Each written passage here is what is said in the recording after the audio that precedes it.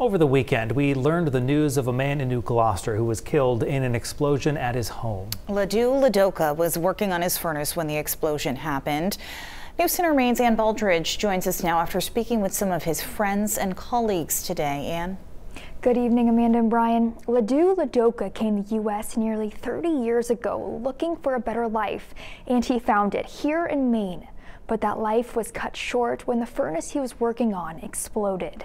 His sons were home at the time, and one of them, with the help of a neighbor, managed to pull Lodoka's body from the furnace room. Today I spoke with people who knew him, who say his passing has affected several communities.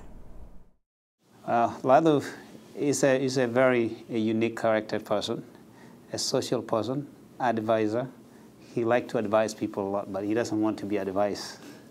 He's a very concrete guy. When he decided something, it must be done, and he must be done.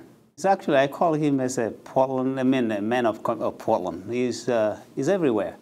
Ben Arthur moved here with Lado Lodoka in 1994 from Kenya. Lado went on to serve in the Army, then returned to Maine. Ben says Lado was a brother to him, and when he received that call that his friend had been killed, his life was forever changed. And somebody called us, they say, hey, Lado is no more. I was like, what happened? I just talked to him, and they said, Lado died. And I picked the car and I drove all the way there to Gloucester, and I found the firefighters were all closed the roads.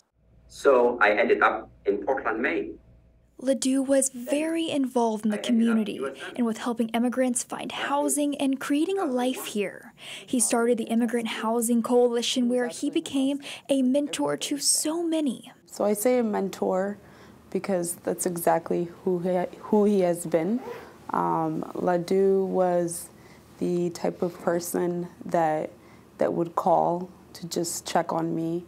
He had the ability to unify people. But the thing that actually I think is challenging to the Southern Sudanese people.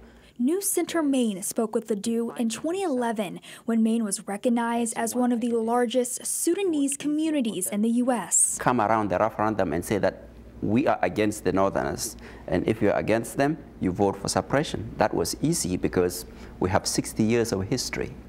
I think Lado's passing has affected